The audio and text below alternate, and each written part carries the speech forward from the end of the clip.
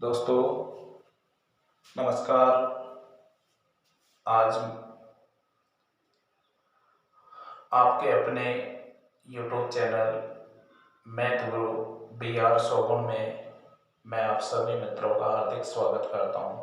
दोस्तों आज मैं आपको परसेंटेज के बारे में बताऊंगा और परसेंटेज की मैंने काफ़ी वीडियो आपको डाल चुका हूं। आज फिर मैं एक नया वीडियो डाल रहा हूं और ये वीडियो कंपटीशन का बहुत ही खास वीडियो होगा। तो मेरा सभी मित्रों से निवेदन है, विशेष मेरा जो नए मित्र मेरे YouTube चैनल से जुड़ रहे हैं उनसे मेरा अति विनम्र रिक्वेस्ट है कि वो अपने चैनल को सब्सक्राइब करें, ज़्यादा से ज़्यादा शेयर करें और अपने दोस्तों को समझाएं, उनको बताएं और अपने दोस्तों को भेजें, ज़्यादा से ज़्यादा इसको फैलाने की कोशिश करें। दोस्तों आज परसेंटेज के बारे में मैं आपको कुछ खास प्रश्नों पर चर्चा करूंगा, तो वीडियो के अंत तक जरूर बने रहें। आज का वीडियो कुछ खास होगा। कंपटीशन के विद्यार्थियों से मेरा अति विनम्र रिक्वेस्ट है कि आज का वीडियो कुछ खास वीडियो होगा, तो आप लोग वीडियो तक बने रहें और वीडियो को देखें आराम से। और देखो, वीडियो को देखने से ही कुछ नहीं होता। कुछ बच्चे ऐसे हैं जो वीडियो को 2 मिनट देख लिया, अरे यार मूड काम नहीं करना। भाई देखो, आप कंपटीशन में पढ़ रहे हो तो आपको 1 घंटे तो कम से कम मैथ की क्लास होती ही है आपकी, और 1 घंटे मैथ की क्लास होती है तो 1 घंटे का वीडियो भी मैं आपको लगभग डाल रहा हूँ। 1 घंटे में कोई 10-5 मिनट कम ज़्यादा जरूर हो जाता होगा, नहीं तो एवरेज मैं आपको 1 घंटे क्लास डाल रहा हूँ रोज की। तो एज इट इज मैं एक ऑनलाइन क्लास की तरह काम कर रहा हूँ और बिल्कुल विशेष मैं छोटे से छोटे बच्चे को भी समझाने की कोशिश कर रहा हूँ कि कंपटीशन बिल्कुल जो नया भी होगा, कक्षा 3 का बच्चा भी यदि वीडियो को देखेगा तो शायद उसको वीडियो समझ में आ जाएगा, तो आपको तो आएगा ही आएगा समझ में, क्योंकि आप तो कंपटीशन के विद्यार्थी हो। तो इसलिए मेरा आपसे विशेष नम्र निवेदन है कि अपने जो यूट्यूब चैनल है मैथ गुरु BR सोगुन, इस पर आप बने रहें, इसको सब्सक्राइब करें, ज़्यादा से ज़्यादा अपने दोस्तों को शेयर करें और बेल आइकन की घंटी दबाना न भूलें, क्योंकि बेल आइकन की घंटी दबाने से आपको जो भी वीडियो मैं डालूंगा सबसे पहले आप तक पहुंचेगा। तो आज मैं बिना किसी बात किए और बिना आपका टाइम बर्बाद किए मैं वीडियो को स्टार्ट करता हूं और परसेंटेज पार्ट 15 की मैं शुरुआत कर रहा हूं। आज से 15 होगा आज का टॉपिक शायद मेरा, और कल मैं वीडियो नहीं बना पाया था, इसके लिए माफ़ी चाहता हूँ मैं आप लोगों से। क्योंकि शादी समारोह चल रहे हैं, इनमें थोड़ा बिजी होने के कारण मैं आपको वीडियो नहीं दे पाया, कोई बात नहीं। लेकिन कल का टाइम मैं आज वीडियो ऐसा होगा जो 1 घंटे की क्लास आपकी 2 घंटे की हो जाएगी। यदि आज का वीडियो आपने देखा तो आप ये तय कर लोगे कि आज की क्लास हमारी वास्तविकता में 2 घंटे की है, ये मैं पक्का प्रॉमिस कर रहा हूं आपसे। तो क्वेश्चन है आपका कि एक कर्मचारी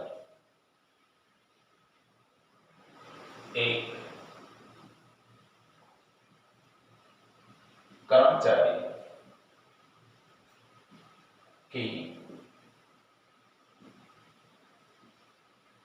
मासिक आय में 2.2/3% की वृद्धि करने पर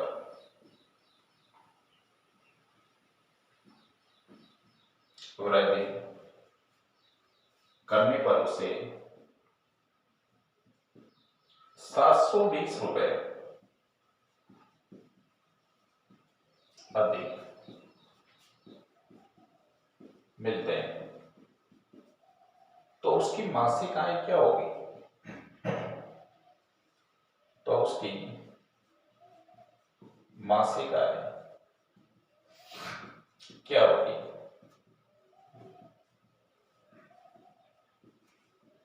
ये है क्वेश्चन। सभी दोस्तों से मेरा अति विनम्र रिक्वेस्ट है कि आप सबसे पहले एक बार प्रश्न को पढ़ें कि ये प्रश्न क्या कह रहा है। हाँ, सभी बच्चे एक बार क्वेश्चन को पढ़ें, फिर हम चर्चा करेंगे। दोस्तों क्वेश्चन है कि एक कर्मचारी की मासिक आय में 2.2/3% की वृद्धि हो गई। वृद्धि होने के कारण उससे 720 रुपए ज्यादा मिलने लग गए। 720 रुपए ज्यादा मिलने से उसकी इनकम पहुंच गई। बताओ इनकम क्या थी?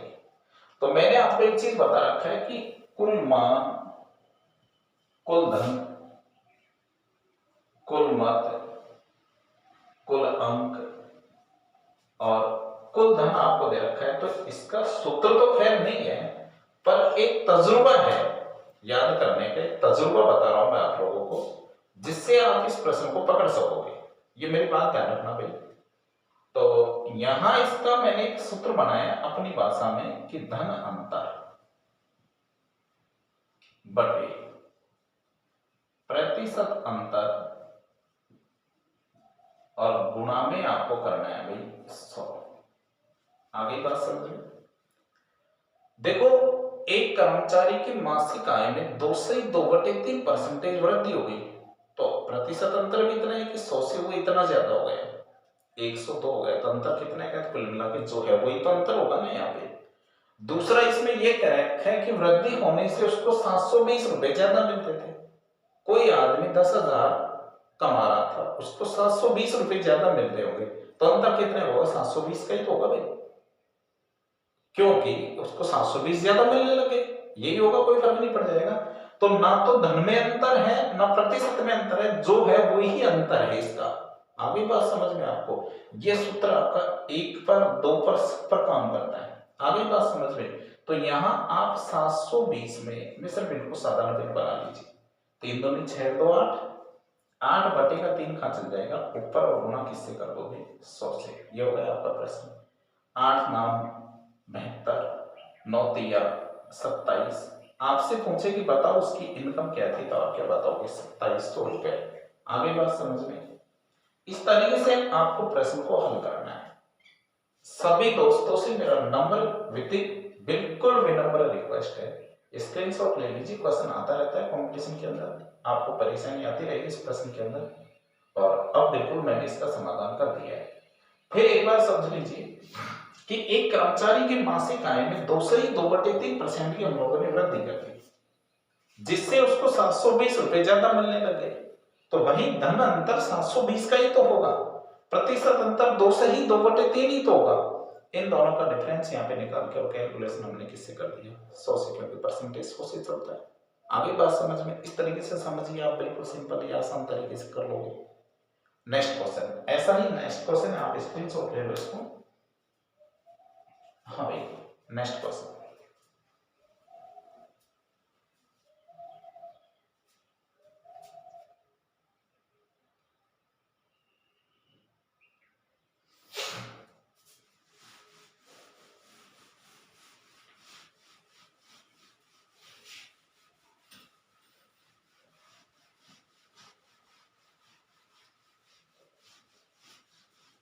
अगला है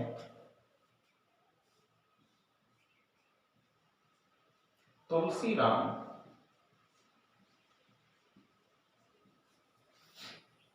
का वेतन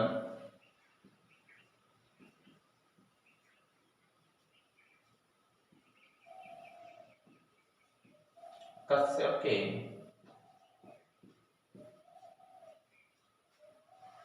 वेतन से 20% अधिक है।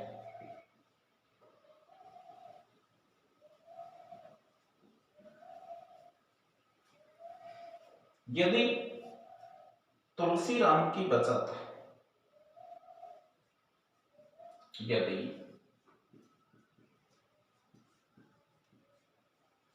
तुलसीराम की बचत 720 रुपए हो, जो उसके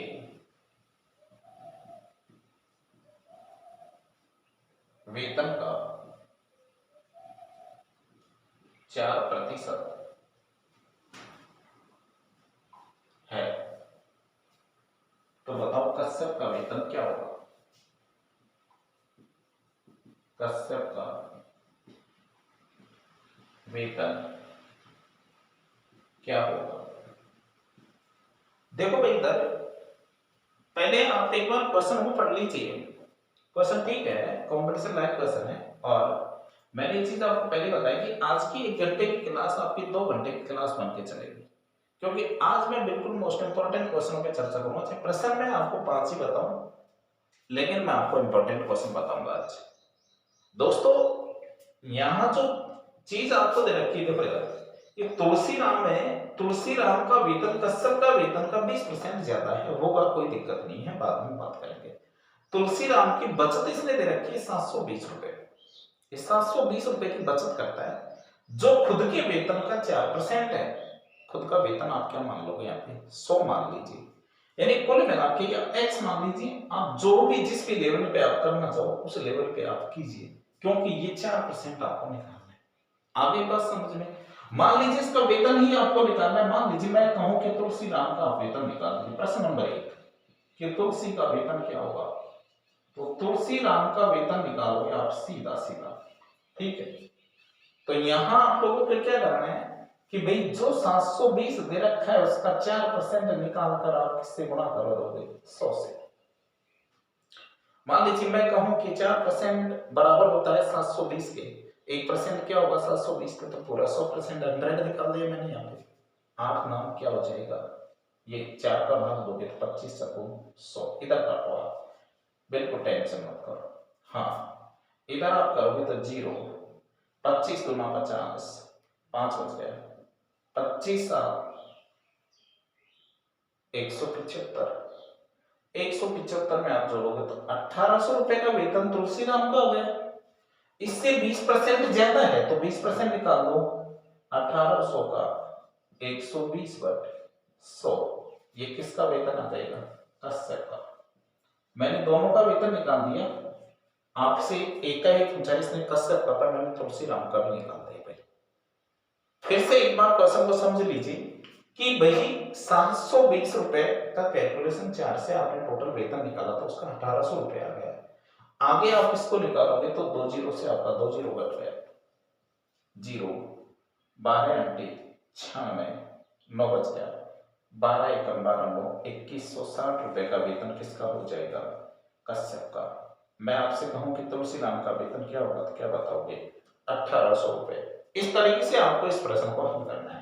आगे बात समझ में आपको, हाँ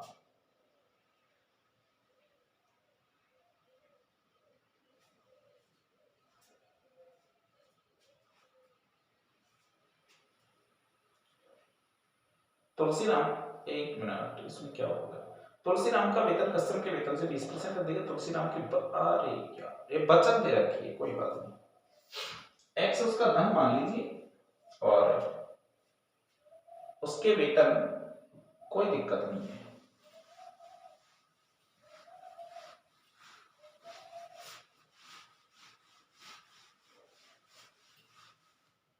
मान लीजिए उसकी इनकम, उसका वेतन आप x रुपए मानोगे, तो x का 4% का मतलब 100 बराबर आप क्या रख दोगे, 720 रुपए, इसका वेतन आ जाएगा। हाँ इस तरीके से करो, कोई दिक्कत नहीं है। यहां आप करोगे तो ये हो जाएगा 25 × 100, इसको आप गुना करोगे तो ये हो जाएगा 0, 25 दूना 50 और 25 7 175, 175 में 5 जोड़ोगे तो 180, 18,000 रुपए हो जाएगा, ठीक है। वहां भी 18,000 आ रहा था, हाँ। अब 18,000 का आप 120 रुपए निकालोगे तो ये कौन लेता है, कश्यप। इस तरीके से करना है आपको, ठीक है।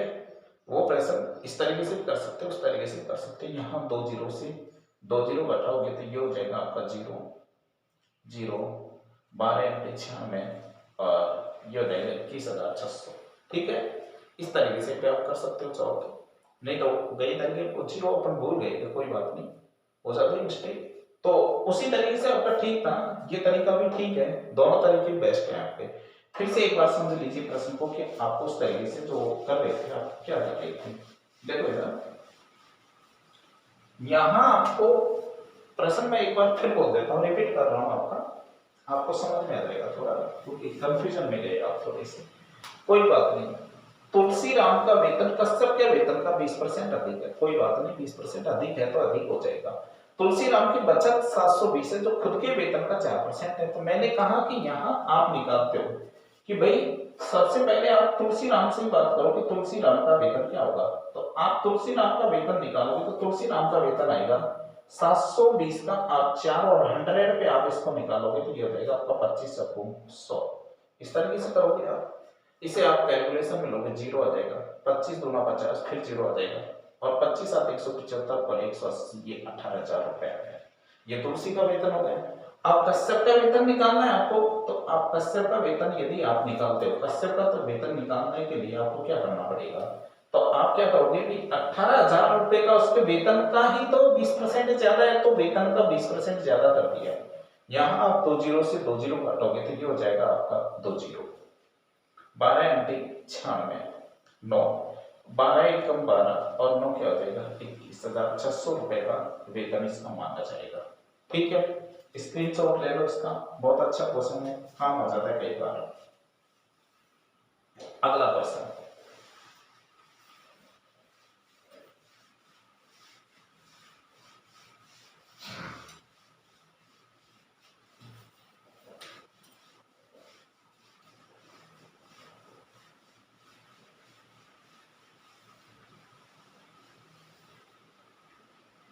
अगला क्वेश्चन अभी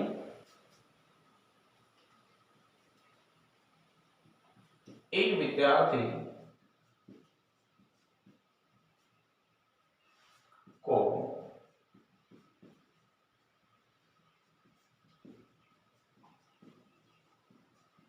किसी राशि का 3/1/2% ज्ञात करना था।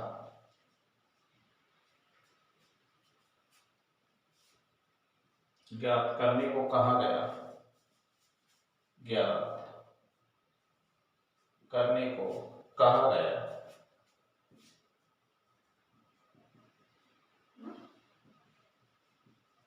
त्रुटिवश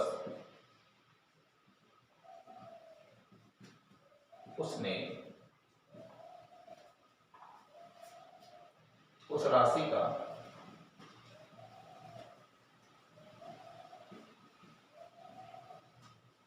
2% ज्ञात किया, जो 220 रुपए था। तो सही उत्तर क्या था, यह है बिग क्वेश्चन आपका। देखो इधर सभी दोस्त एक बार क्वेश्चन को पढ़ोगे। एक विद्यार्थी को किसी संख्या का 3/1/2% ज्ञात करने को कहा, उसने उस राशि का 5/1/2% ज्ञात कर दिया जो 220 था। तो भाई यहां सीधा सीधा ही समझो आप कि 5/1/2 के बराबर क्या दे रखा है आपको 220। तो फिर 1 के बराबर क्या होगा, इसको 5.5 मान लेते हैं, इधर है आपके पास, तो 5.5 के बराबर तो 220 है, तो 1 के बराबर क्या होगा, तो आप मुझे बताओगे 220 बटे आप क्या कर दोगे 5.5। आ गया समझ में, समझ लेना, बहुत शानदार क्वेश्चन है। फिर मैं आपसे कहूं यहाँ पे कि भाई 3.5 के बराबर क्या होगा, तो आप मेरे से कहोगे कि 220 में हम 5.5 का भाग देंगे और 3.5 से इसे क्या करेंगे गुणा, इसका ये पॉइंट से ये पॉइंट कट गया। अब देखो 11 पंजो 55, 11 दूना 22, 5 7 35 और 7 दूनी 14, बोलो आंसर क्या होगा 140। आपसे पूछे कि वो सही उत्तर उसका क्या है, तो आप बताइए 140 बता दोगे। आ गया समझ में आप सभी दोस्तों को। इस तरीके से काफी इंपॉर्टेंट क्वेश्चन है ग्रुप डी के लिए, ध्यान रखना ग्रुप डी वाले बच्चे इस क्वेश्चन को विशेष गौर से देख लेना एक बार और स्क्रीनशॉट भी ले लेना भाई इसका। ये काफी बार ये प्रश्न आपको परेशान करेगा, ये मैं आपसे कह रहा हूं, तो आप अब परेशानी नहीं आनी चाहिए मेरे हिसाब से। ठीक है, नेक्स्ट क्वेश्चन देखेंगे, आप इसका स्क्रीनशॉट ले लो सभी बच्चे एक बार।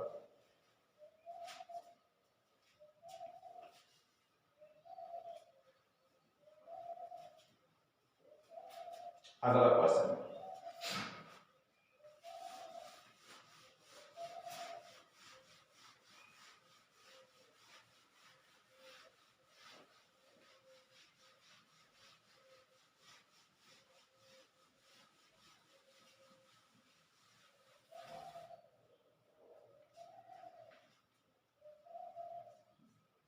एक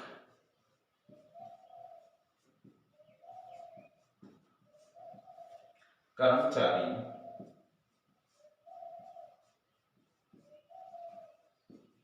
की मजदूरी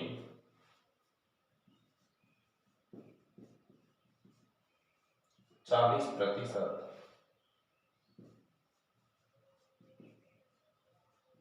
कम कर दी और उसमें बाद में 50%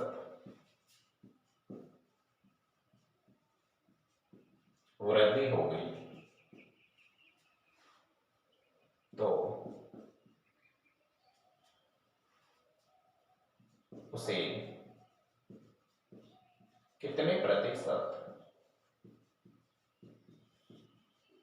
लाभत हुआ,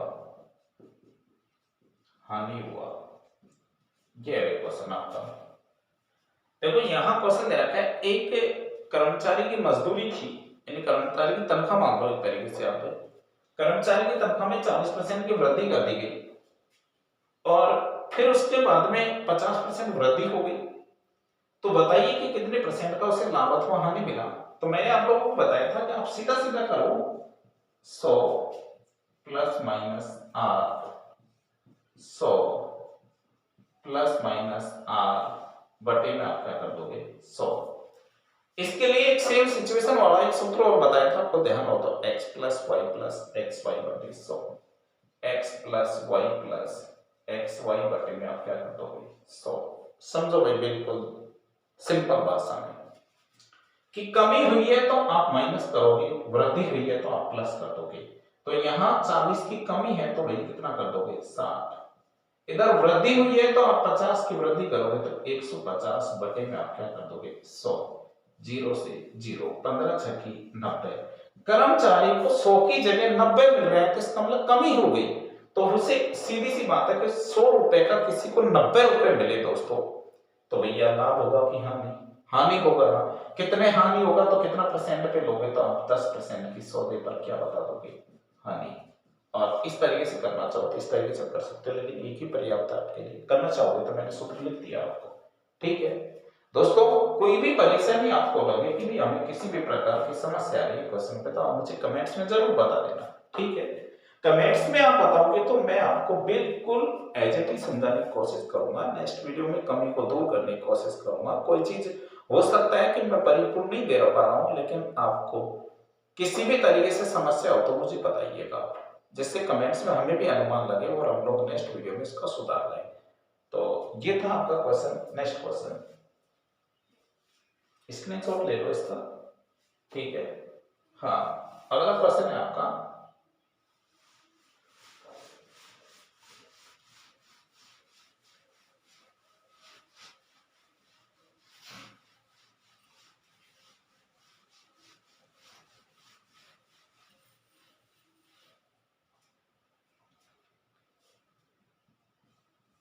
एक परीक्षा में ए तथा बी क्रम से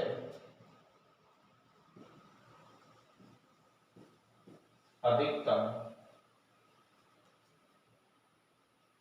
अंकों का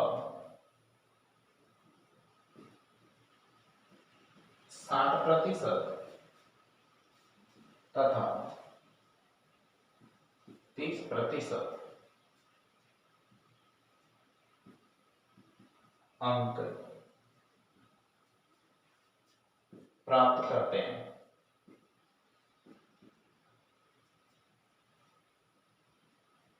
इनके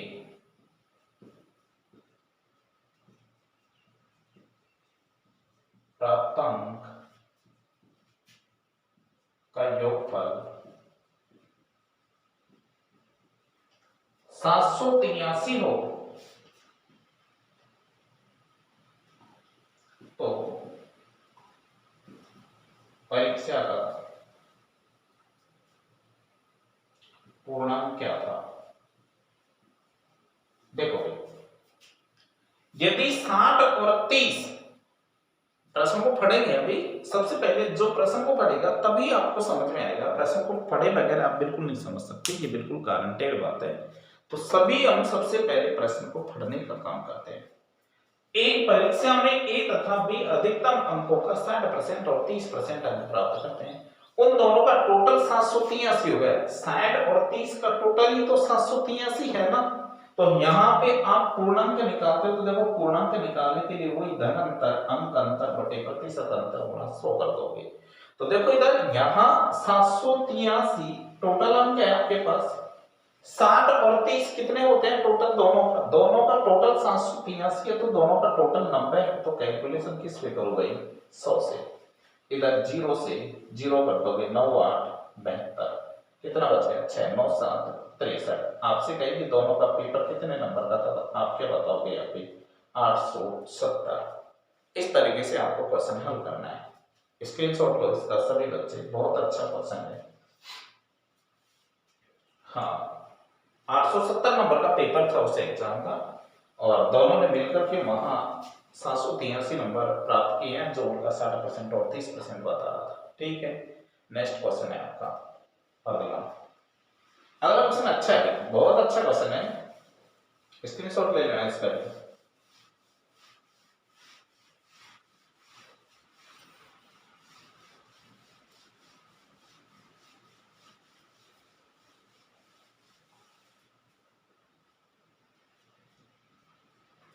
एक से 70 तक कितने प्रतिशत संख्या के वर्ग के अंत में एक आता है। ठीक है, देखो इधर यहां में आपको दे रखा है सबसे पहले 1 से 70 तक कितने प्रतिशत संख्याओं के वर्गों के अंत में एक आता है।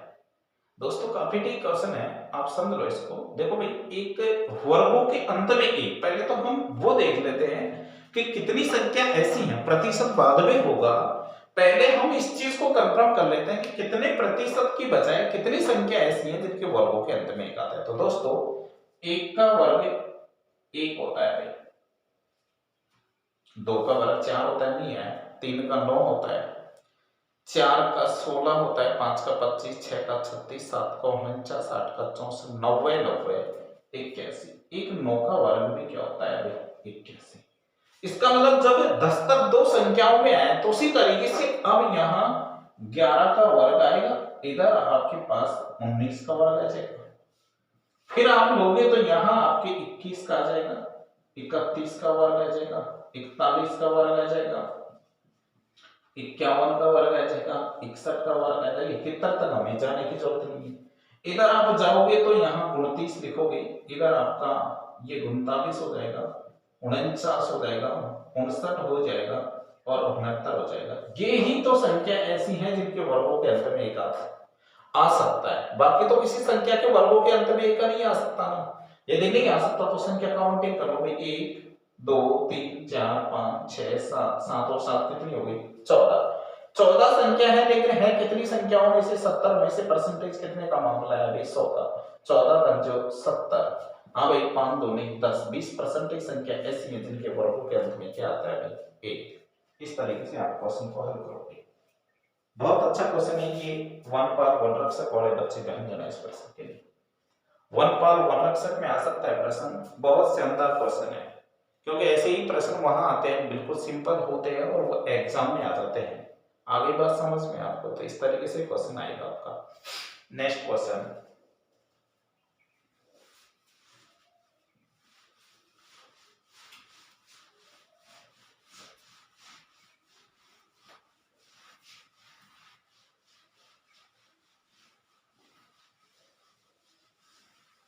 नेक्स्ट क्वेश्चन है आपका,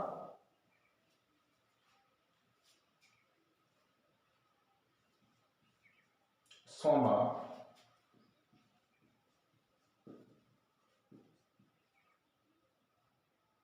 ने मोना से 10% अधिक निवेश किया तथा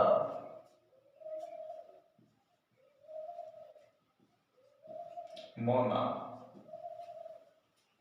ने रघु से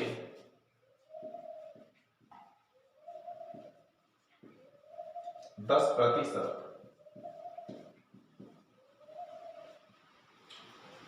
कम निवेश किया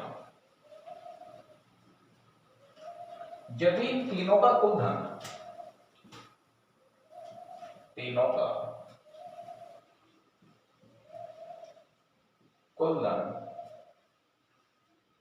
5,780 रुपए हो, तो बताओ रघु ने कितना निवेश किया, रघु ने कितना धन निवेश किया।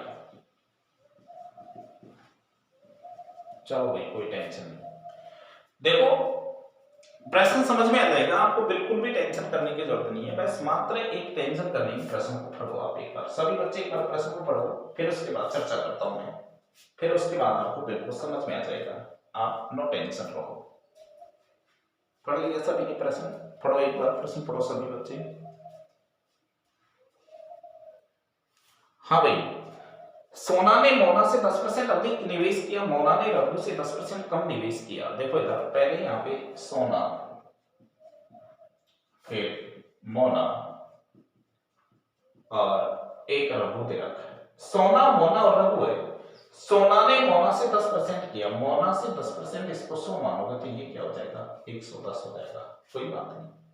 फिर इसने कहा कि मोना ने रघु से, ये मोना है रघु है, इनका कलेक्शन आ रहा है, तो कोई बात नहीं, पहले इधर चल चलो, कोई दिक्कत है अभी, कोई टेंशन नहीं है, बिल्कुल आप घबराओ मत कि मोना ने रघु से, यहाँ पीछे शब्द से रघु से 10% कम किया है, तो इसने 90 कर दिया। अब इसका 10% ज्यादा है, तो 90 का 110 बटे में आप 100 कर दोगे, 11,999 रुपए इसने कर दिए, 90 इसने कर दिए, 100 इसकी हो गई, ये तीनों का धन आ गया। अब तीनों का टोटल आपको पता है कि 5,780 दे रखा है, इधर आप टोटल कर लीजिए, 100, 200, 200 आपका हो जाएगा इधर, ठीक है। उसके बाद में आप 300 पे चले जाओ, हाँ भाई, और ये हो जाएगा लगभग आपका 9, ठीक है, 9, 9, 18, इधर 9, 9, 18, 8 और 1 और 1, 2 हो गए, 289 हो गया भाई टोटल काउंटिंग, ठीक है भाई, 289 आपका काउंटिंग हो गया। अब यहां इसमें आप एक की वैल्यू निकालो, फिर सबकी वैल्यू 99, 90, 100 की वैल्यू आ जाएगी, इससे यानी 289 की वैल्यू ये है, तो एक की वैल्यू क्या होगी, ये है इसका मतलब। तो इसमें आप भाग दो, 289 का भाग इसमें दीजिए आप, तो ये दो गई, तो शायद 2 बार पूरा पूरा चले जाएगा, तो ये 20 बार, यानी 20 एक की वैल्यू है। तो मैं कहूं कि यहाँ रघु की कितनी तनख्वाह होगी या इनकम कितनी होगी, निवेश कितना होगा, तो 2000 बता दोगे। इसका कितना होगा, 9 दूनी 18 बता दोगे, यहाँ पे 1800 हो जाएगा। इधर आप लोगे तो ये हो जाएगा 9 दूनी 18 और 1 1980 बता दोगे। मैं आपसे कहूँ कि सोना के कितना धन निवेश किया तो सोना का धन बताओगे आप 1980 हो जाएगा। मैं आपसे कहूँ कि यहाँ मोना का कितना होगा तो आप बताओगे कि मोना का 1800 हो जाएगा। मैं आपसे कहूँ कि रघु का कितना होगा तो आप मेरे को 2000 बता दोगे। इस तरीके से इनका अलग अलग धन निवेश हो जाएगा। किसी का भी पूछे आप बता दीजिए, रघु का पूछे तो आप 2000 बता दीजिए, कोई दिक्कत नहीं है, कर लो। इस तरीके से प्रश्न हल होगा तो आपका। नेक्स्ट क्वेश्चन, अगला क्वेश्चन है भी आपका, स्क्रीनशॉट ले लो इसका।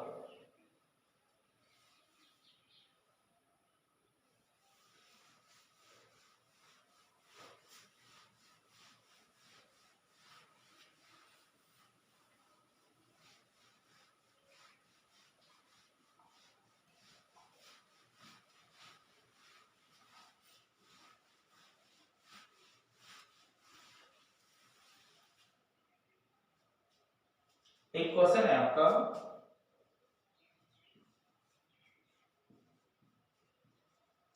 एक कंपनी को बाल बियरिंग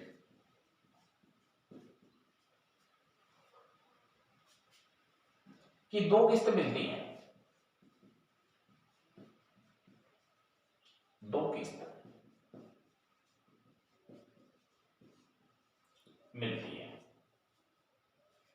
तथा दूसरी किस्त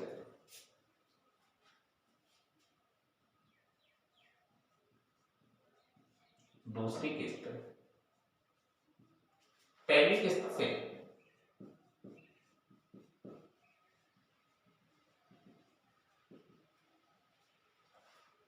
दुगनी है।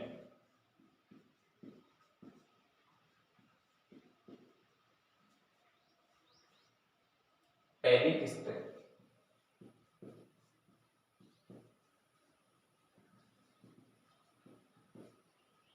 1%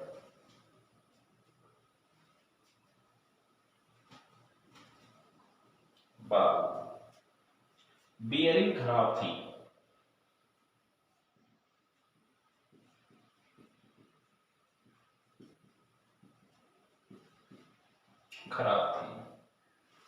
और दूसरी किस्त में 4.5% खराब थी।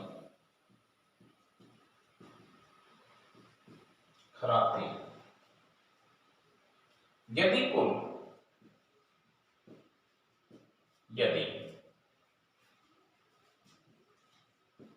कुल 100 खराब हो तो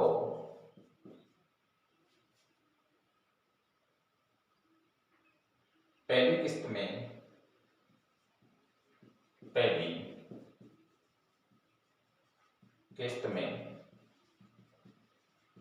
बॉल बियरिंग कितनी थी? ये है क्वेश्चन। दोस्तों अब ये प्रश्न क्या है कि आपको पढ़ने से बिल्कुल थोड़ा अटपटा लग रहा है, समझना मेरी बात को, क्योंकि यार ये प्रश्न आ गया तो हम कैसे करेंगे। सभी बच्चे ऐसा प्रश्न जब कंपटीशन में होता है ना तो उसे प्रश्न को देखकर हम डर जाते हैं। ये हमारा एक सबसे बड़ा सिस्टम रहा है आज तक की एग्जाम के अंदर। लेकिन मैं आपसे प्रॉमिस कर रहा हूं कि ऐसे प्रश्न को देखकर आप कभी नहीं छोड़ोगे।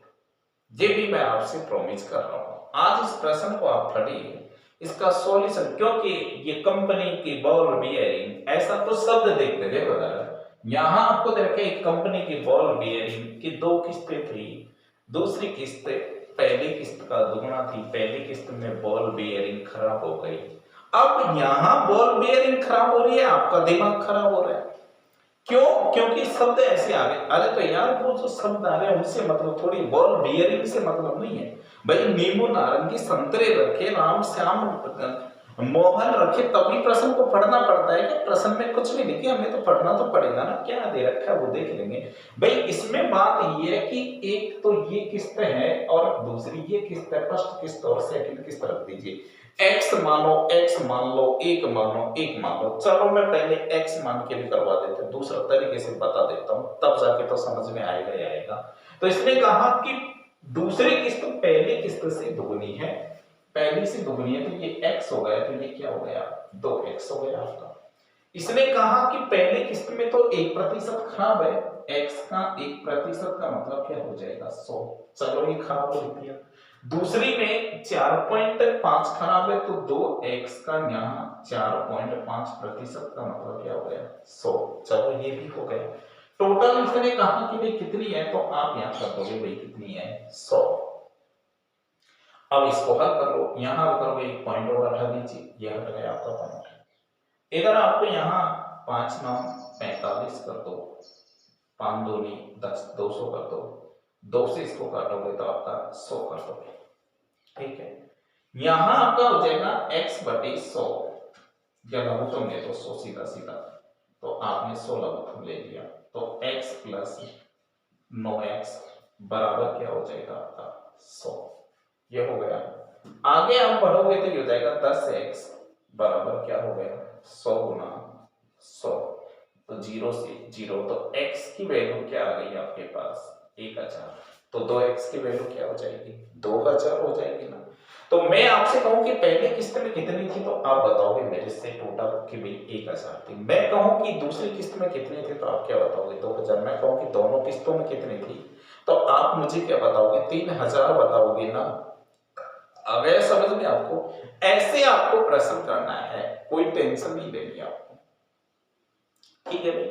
ये तो इसका मैथमेटिकल सिद्धांत है। अब आप कंपटीशन में थोड़ा सा बचना चाहिए भी, थोड़ा रूप रंग थोड़ा ठीक होना चाहिए, कोई टेंशन नहीं है। मैं आपको दूसरा तरीका और बता रहा हूं, पहले आप प्रश्न को समझो, कोई दिक्कत नहीं, इसका स्क्रीनशॉट लेना चाहो स्क्रीनशॉट ले लो आप, क्योंकि ये मैंने आपका पूरा विचार और प्रैक्टिकल रूप कर दिया है, यहाँ पे कोई दिक्कत नहीं है, स्क्रीनशॉट ले लिया आपने।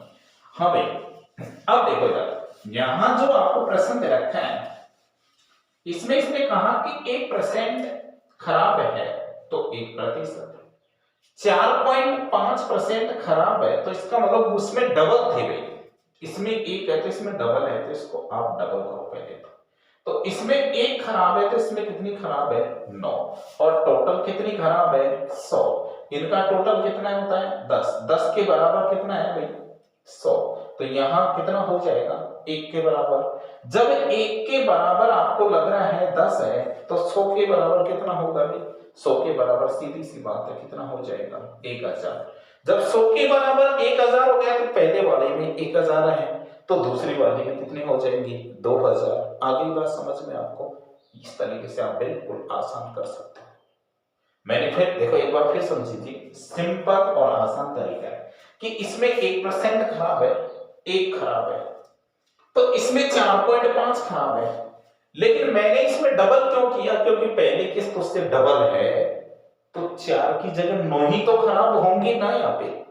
जब इसमें 9 खराब है, तो इसमें 1 खराब है, 9 और 1 कितनी हो गई, 10 खराब है, कितने के बराबर है, 100 के बराबर 10 खराब है, तो 1 के बराबर कितनी आ गई, 10। जब 1 के बराबर 10 आ गई, 10 के बराबर 100 है, तो 1 के बराबर हमने 10 बता दिया, तो बताओ यहाँ 100 के बराबर कितना होगा, तो आप बता दोगे 1000 आराम से हो जाएगा आपका।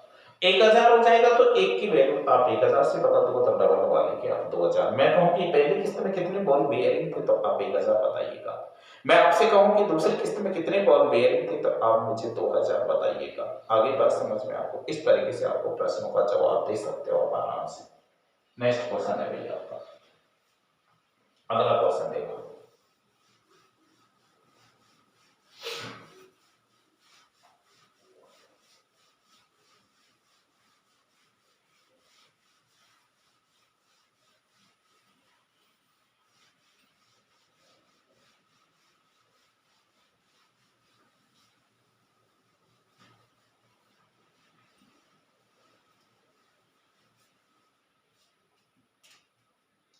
एक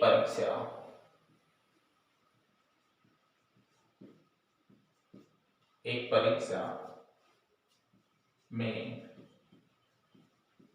150 प्रश्न दिए गए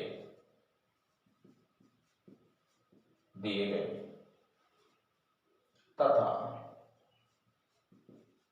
प्रत्येक प्रश्न का 1 अंक है।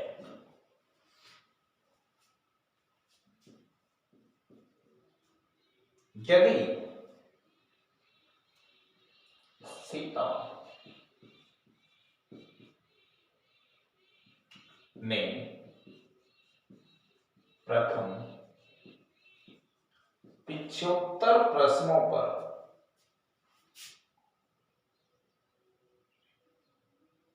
में से 80% प्रश्नों का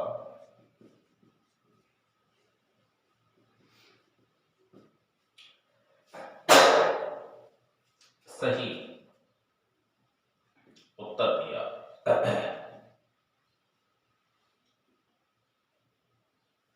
और कुल 60% अंक प्राप्त किए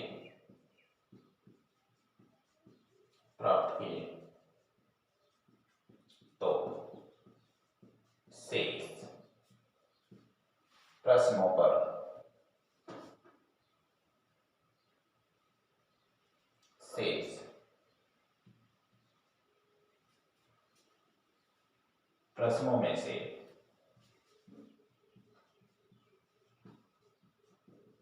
में से कितने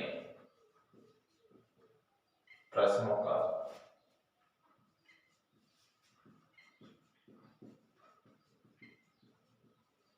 सही उत्तर दिया। क्या है आपका क्वेश्चन? भाई यहां आप एक बार इस प्रश्न को पढ़ो, फिर उसके बाद आपकी कोई दिक्कत नहीं है, प्रश्न आप आराम से हल कर लोगे। इसको आप एक बार पढ़ो। देखो प्रश्न क्या है कि एक परीक्षा में 150 प्रश्न है और 150 प्रश्नों में से 75 हैं, उनमें 80% का सही जवाब दे दिया उसने। तो फिर इसने कहा कि यहां पूरे 150 में मेरी 60% बढ़ गई। एक नंबर का पेपर है तो कोई दिक्कत नहीं है, 150 में से 150 नंबर मान लो आप। तो यहां आपको पता है कि 75 में इसने 80% का मतलब 100 होता है, तो अगले जो 75 में है इसकी x% क्यों नहीं बना देते हो आप? सीधे ही x की वैल्यू आ जाए आपके पास और इसके बराबर आप 150 का इसकी 60% बना दो, क्योंकि 75 और 75 मिलाकर ही तो इसने 60% का निर्माण किया है ना। जब इसने 75 और 75 का मिलाकर 60% बनाई तो फर्स्ट 75 में 80 है, तो सेकंड 75 में कितने प्रश्न आएंगे, कितनी परसेंटेज आएगी, सारी चीज आपके सामने आ जाएगी। देखो इधर 100 से 100 कट गए, 25 × 75, 25 × 75 और 25 छक्का 150, 3 एकम 3, 3 एकम 3, 2 6। आप करोगे यहाँ 80 + x बराबर 6 दूनी क्या हो जाएगा 12, तो x की वैल्यूएशन कितनी आ जाएगी 40 ही तो परसेंटेज होगी और 40 ही प्रश्नों का जवाब उसने क्या दिया होगा भाई सही। आगे बात समझ में आपको इस तरीके से आपको प्रश्न हल करना है। आ गया आप तो समझ में आपको इस तरीके से इस प्रश्न को करना है। स्क्रीनशॉट ले लो सभी बच्चे, काफी ठीक प्रश्न है, एसएससी एमटीएस में आ सकता है ये प्रश्न, एमटीएस वाला प्रश्न है ये, ठीक है भाई। हाँ एमटीएस में आता रहता है ये प्रश्न। लो इसका स्क्रीनशॉट, फिर आगे बढ़े हम लोग, फिर आगे चलते हैं भाई। अगला क्वेश्चन, अगला जो आपको क्वेश्चन दे रखा है वो प्रश्न है आपका, ले लिया ठीक है।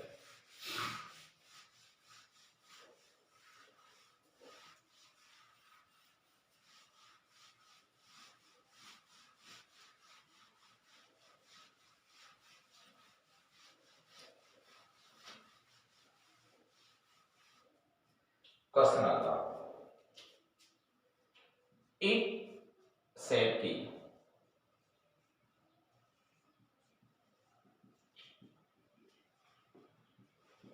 शहर की जनसंख्या 8,500 है। इसमें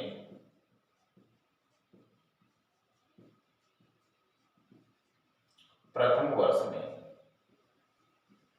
20% की वृद्धि हो गई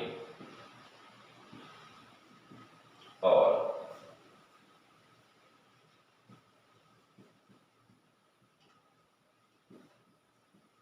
दूसरे वर्ष में 25% की वृद्धि हो गई। तो 2 वर्ष बाद शहर की जनसंख्या क्या होगी? 2 वर्ष बाद शहर की जनसंख्या क्या होगी? देखो फिर प्रेजेंट में इसकी जनसंख्या दे रखी है आपको। यहाँ क्वेश्चन है आपका कि एक शहर की जनसंख्या 8,500 है, प्रथम वर्ष में 20% की वृद्धि होगी, दूसरे में 25% की होगी, तो कितनी होगी? मान लीजिए देखो सीधी सी बात है कि 8,500 आपको दे रखी है प्रेजेंट में, तो एक साल में इसमें 20 बढ़ाया तो 120/100 फर्स्ट कंडीशन होगी आपकी। सेकंड में इसने कहा यहाँ पे भी 25 हो गई तो 125/100 हो गया। अब जो शहर की जनसंख्या पे अपने आप आ जाएगी आपके सामने दूसरे वर्ष बाद में। जैसा कहा वैसा कर दिया हमने, कोई दिक्कत ही नहीं है। हमको इस तरीके से प्रश्न को हल करना है। तो यहाँ आप करोगे देखो 25 पंजे 125, 25 चौको 100, 2 0 से 2 0, 4 तिया 12, इसको हल करना है। हाँ भाई 0 5 तिया 15, 8 तिया 24 और 1 आपका क्या हो जाएगा 25। इस तरीके से इसको आप 5 से और गुणा कर लो, तो 5 से गुणा करोगे तो ये हो जाएगा आपका 5 है ये वाला 0 55 25, 55 25 और 27, 5 दूनी 10 और 10 और 2 12, 12,750 इससे की क्या हो जाएगी टोटल जनसंख्या। इस तरीके से आपको क्वेश्चन को हल करना है। हाँ 12,750 ये शहर की जनसंख्या है। ठीक है, आने वाला प्रश्न आ जाता है कंपटीशन के अंदर। अब ऐसा ही इसमें अगला क्वेश्चन दे दिया, अगला क्वेश्चन भी ऐसा ही है इसका, स्क्रीनशॉट ले लो इसका।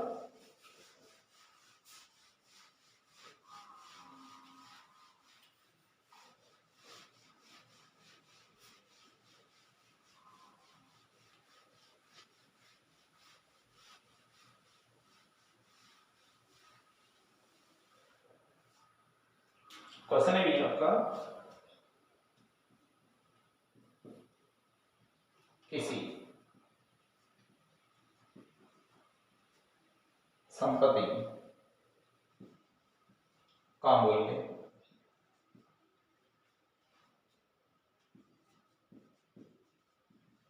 प्रति वर्ष उसके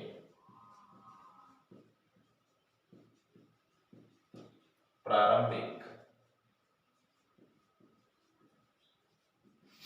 मूल्य से कम हो जाता है, 10% कम हो जाता है। यदि संपत्ति का वर्तमान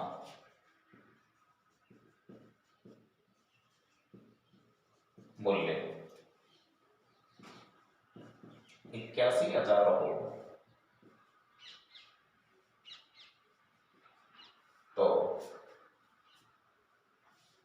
2 वर्ष पहले उसका मूल्य क्या था? देखो भाई इसमें आपको करना क्या है कि पहले एक बार क्वेश्चन को ठीक से पढ़ लो आप, फिर आपको समझ में आ जाएगा आराम से। और मेन चीज है प्रश्न को पढ़ना, क्योंकि प्रश्न पढ़े बगैर आपको समझ में भी नहीं आएगा।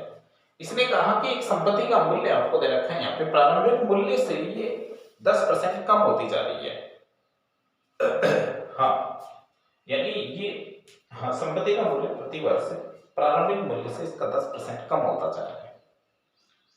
प्रेजेंट में इसकी, वर्तमान में ये इसकी कीमत दे रखी है, तो बताओ इसका 2 वर्ष पहले क्या था? तो 2 वर्ष पहले तो ज्यादा था इसकी कमाई। तो यहां आपको करना क्या है, देखो सर, कभी भी यदि n वर्ष पहले और n वर्ष बाद, तो n वर्ष पहले की बात कर रहा है भाई, n वर्ष पहले का आपसे पूछ रहा है, तो यहां दिया गया मूल्य यानी आप 81,000 दे रखा है आपको, ये दे रखा है, हाँ 81,000 ये आपका, ठीक है, ये 81,000 दे रखा है, ये मूल्य दे रखा है। फिर इसने कहा कि 2 वर्ष पहले, तो देखो n वर्ष पहले में तो आएगा 100 ऊपर और n वर्ष बाद में आएगा 100 नीचे, तो यहां आप कर दोगे 10% कम है तो 90 और 100 बटे आप 90, 2 साल है तो 2 साल ले लो, 10 साल है तो 10 साल ले लो, 5 साल है तो 5 साल, 3 साल है तो 3 साल ले लो। अब देखो इधर यहां हमने कर लिया, आप कहो 100 ऊपर क्यों आया, क्योंकि n वर्ष पहले है, 100 नीचे कब आता, जब ये n वर्ष बाद होता, n वर्ष बाद होता तो यहां आपका 100 कहां जाता, नीचे। आगे बात समझ में? अभी जस्ट मैं आपसे कह दूं कि n वर्ष बाद क्या होगा, तो n वर्ष बाद इसकी कीमत निकालने के लिए फिर कुछ नहीं करना, 81,000 गुणा 90 बटे 100 गुणा 90 बटे क्या कर दोगे 100, ये दोनों प्रश्न आपका हल हो गए, चाहे वो n वर्ष बाद पूछे चाहे वो n वर्ष पहले पूछे। तो देखो इधर इसे हल करने के लिए 2 जीरो से 2 जीरो, 90 90 81, 9 से 9, आपके पास क्या बचा 1 2 3 4 5, ये आपका क्या हो गया फाइनल आंसर। ये तो इसकी कीमत पहले की है, बाद में इसकी कीमत क्या होगी, तो 2 जीरो से 2 जीरो, 2 जीरो से 2 जीरो, 90 90 81, 81 का वर्ग निकालोगे तो 81 का वर्ग आपको पता है कि 1 का वर्ग 1 होगा, 8 1 8 2 16 हो जाएगा, 8 पे 64 हो गई 65 हो जाएगा, कितनी जीरो लगानी, 1 जीरो, ये इसकी कीमत n वर्ष बाद हो जाएगी। ठीक है भाई, इस तरीके से क्वेश्चन को आपको हल करना है और बिल्कुल भी आपको घबराने की जरूरत नहीं है, इस तरीके से इन प्रश्नों का आप जवाब दोगे। बहुत अच्छा क्वेश्चन है, समझने लायक क्वेश्चन है, आने लायक क्वेश्चन भी है एग्जाम के अंदर। नेक्स्ट क्वेश्चन, अगला जो आपको क्वेश्चन दे रखा है वो है, स्क्रीनशॉट ले लो फिर मैं काम करूं इसको।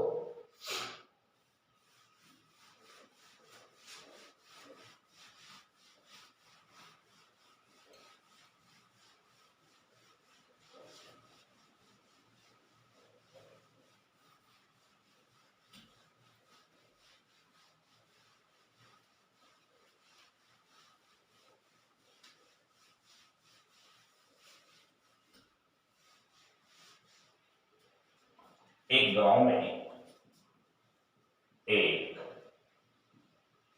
में प्रतिवर्ष 10% बच्चों की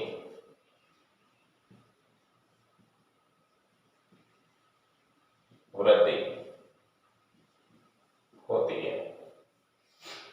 2003 में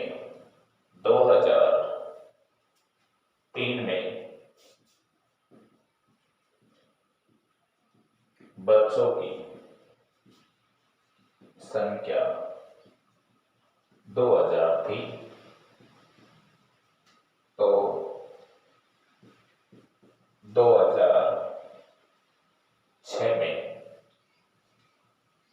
बच्चों की संख्या क्या होगी, क्या होगी, ये है क्वेश्चन। देखो यहां आपको दे रखा है, क्वेश्चन है आपका, सबसे पहले क्वेश्चन को समझ लो फिर उसके बाद आपको समझ में आ जाएगा कि एक गांव में 10% बच्चों की वृद्धि होती है प्रतिवर्ष। 2003 में बच्चों की संख्या 2000 है, तो 2003 में बच्चों की संख्या क्या दे रखी है आपको 2000, n वर्ष बाद चलना है तो 100 का आएगा नीचे, n वर्ष पहले होता तो 100 कहाँ आता ऊपर, कोई बात नहीं।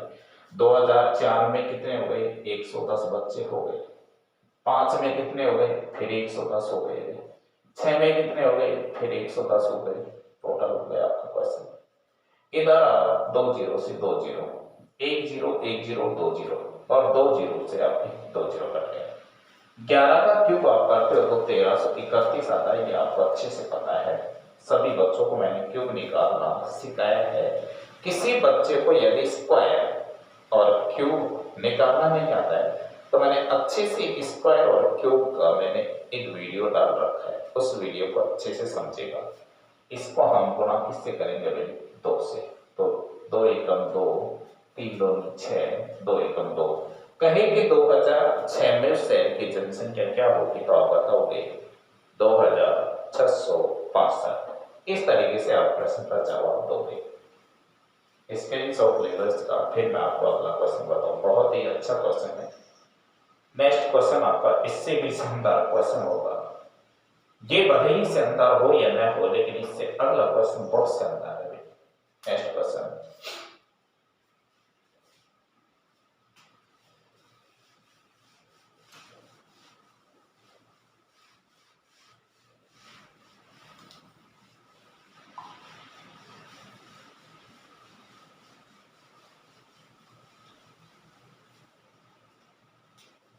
एक किसी कस्बे की जनसंख्या पहले 5% की वृद्धि हो गई और दूसरे वर्ष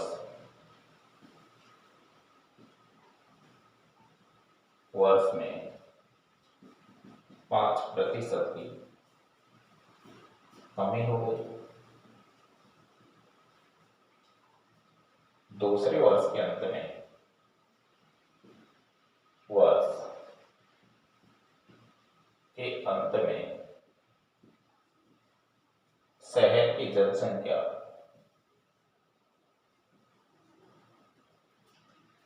जनसंख्या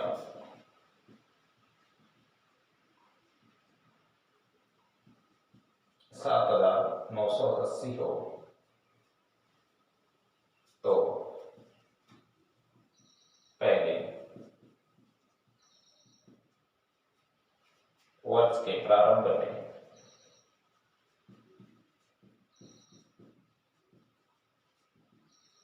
जनसंख्या क्या थी। ये है क्वेश्चन आपका। अच्छे से इस क्वेश्चन को देख लो। ठीक है, ये प्रारंभ अंत ये कर देता है गड़बड़। इसने कहा कि वर्ष के प्रारंभ में, तो स्क्वायर की जनसंख्या वर्ष के प्रारंभ में ही आप x मान लीजिए। ठीक है, उसके बाद इसने कहा कि पहले वर्ष में वृद्धि हो गई 5%, तो 105/100 कर दो। दूसरे वर्ष में घट गई तो आप 95/100 कर दो। अब कितनी है जनसंख्या, 7980 जनसंख्या है प्रेजेंट में। तो पहले की क्या थी अपने आप आ जाएगी आपके पास। आ गई बात समझ में। इधर 21 पंजे 105, 20 पंजो 100, 20 पंजो 100, 19 पंजो 95, 19 चौक 76, कितना बच गया भाई 3, 19 दूना 38, 21 दूना 42, 2 दूनी 4 दूनी 8, 1 2 3। कितनी थी शहर की जनसंख्या, 8000। इस तरीके से आपको प्रश्न का जवाब देना है सभी दोस्तों को। बहुत अच्छा क्वेश्चन है ये। हाँ भाई, काफी ठीक क्वेश्चन है। इस तरीके से आप प्रश्नों को कर सकते हो। अगला क्वेश्चन भी ऐसा ही है। उसमें दे रखा है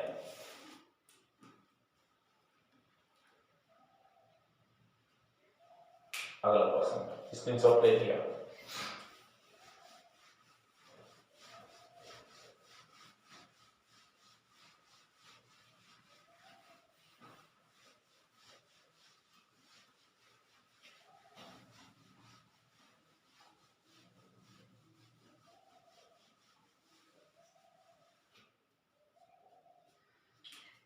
एक राज्य की जनसंख्या,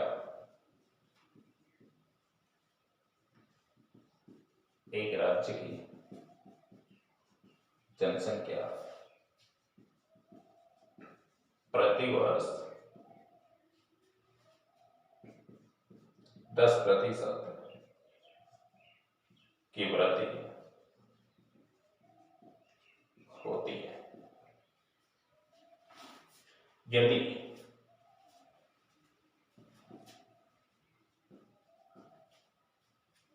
वर्ष 2003 में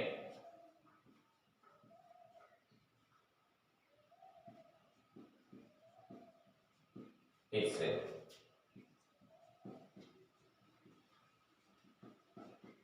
राज्य की जनसंख्या 15 लाख हो तो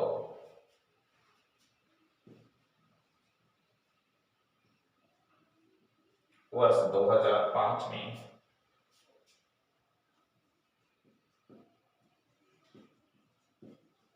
इसकी जनसंख्या क्या होगी?